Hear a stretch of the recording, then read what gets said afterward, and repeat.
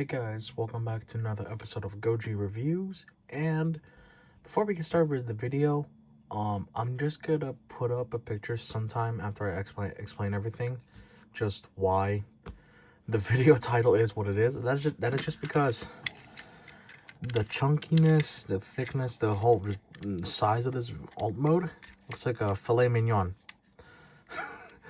Hence why the title will now be named the MIGNON-MOBILE. I can't get over that. It's like the MIGNON-MOBILE. I don't know. That will never not be funny to me. But we are here taking a look at the Trasnformers Studio Series. I think that's War for Cybertron. Yeah, War for Cybertron. Ironhide. The video game that I never really played because I didn't know that they had video games of this. But that looks cool. Enough to the box. Now let's get on to the MIGNON-MOBILE, aka Ironhide, in his alt mode. I can't get over that. But yeah, this thing is a solid, chunky piece. Like you can just do that. You can give him a pretty good spin. Whee! Yeah, he rolls pretty nicely. Unlike before, where some figures had the clip-on wheels, these are all pinned. So you can just whee, whee. Yeah. Oh, okay. But yeah, solid chunky car with the details here. I like the thing that the brighter red going on here is only reminiscent of the chest piece and bot mode, but also just the front grille is glowing red because there's energon running through. Got the Autobot logo, which is a nice bright red compared to the more darker tones here. Wheels are the rugged off-road stuff. Even the bottom's like pretty filled out. Yeah, minor empty space here, but you can't do much with it. But who cares? You got all the little detailing here. All the little grates, all the little wirings on everything. Even the top looks nice and sleek. For a bulky thing, this thing is surprisingly sleek. It's a lot better than the Bumblebee movie alt mode. Speaking of, let's do a little bit of size comparisons, since I am terrible with English. Alright, so to start off the quick size comparisons that I do have available, we have Studio Series Ironhide. I'm gonna put them into bot mode. We have Siege Ironhide, and then we have Bumblebee movie Ironhide, which I said this is a pretty good alt mode in my old video, I believe. It's been a while since I made that one. But I remember I really like the alt mode. And I really like this one a lot more. The MIGNON-MOBILE. Oh boy, let's get into the next set of comparisons.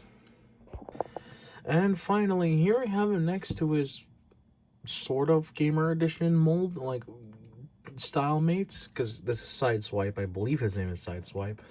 And then this is the Fractured Friendship 2-pack IDW Optimus Prime, which is a heavy retool and remold of the Gamer Edition Optimus Prime. So yeah, it's sort of the same deal. And it still looks like it blends in pretty well, despite the brighter colors and everything.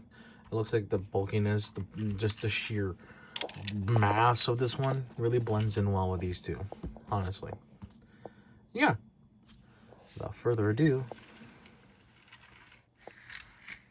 let us transform Ironhide from his Filet Mignon-MOBILE mode. Okay. That's the last time I'm going to probably mention that. But, yeah. Whee! Yeah, we're going to transform it now.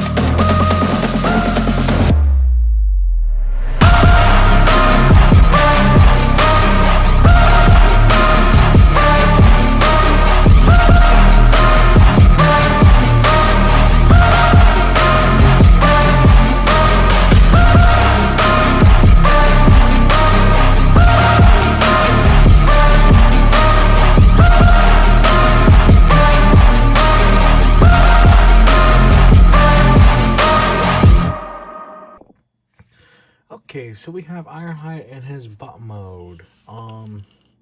Spoiler alert, that whole transformation was done in one take. I am so surprised I was able to pull it off.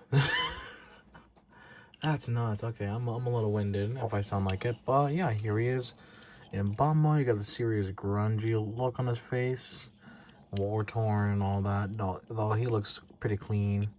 Got the backpack situation here, which I get. Sometimes some people would be angry about a backpack, but I think the game kind of had this, like, right? I don't know. I'll probably put up an image of what he looks like from the back, but from what I do know is that even if it's not really accurate, it looks nice. It looks pretty sick. I also love how the way the door panels on the fists kind of look like knuckle dusters. I really like how all that kind of just meshes together. And he's a pretty big boy too. Long arms, kind of the whole anime thing. But yeah, chunky legs. Surprisingly, like, posable for what he's got. Yeah, same Autobot symbol, or no, that's a different one, but still the same bright, like, red. Eyes are a nice blue. And yeah, let's go over articulation real quick. So it's really difficult to do on my copy with the head, but I can tell you for a fact it is on a ball joint. Shoulder pads are on a hinge and ball joint for transformation, but you can kind of move them out of the way. You can move the shoulders up if you want to kind of give some room.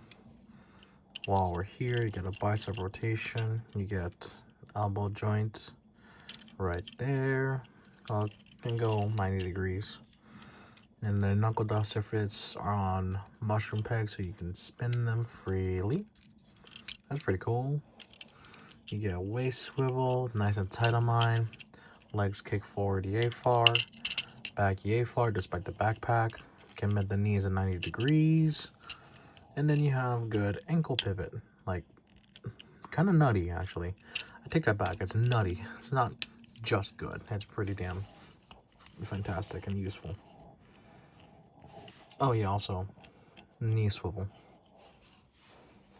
But yeah, that's it for articulation. Now I see they're keeping up the whole gimmick, or at least the right arm can come off,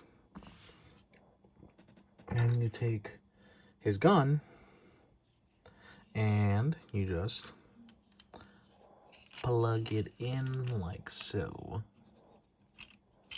and there you go. Now he's got a gun arm. But it does have a handle, so you can put it in the hand like normal. Also, I forgot to show that the weapons can really store on the back. I forgot to do that. I'll just...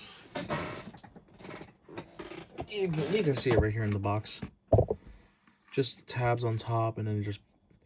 With the gun in particular, there would have been 2 ports for these 2 tabs. They would have gone in like so. Looks like a battering ram or anything like that, but yeah, kind of negligible though if you ask me, but weapon storage is always nice. Yeah.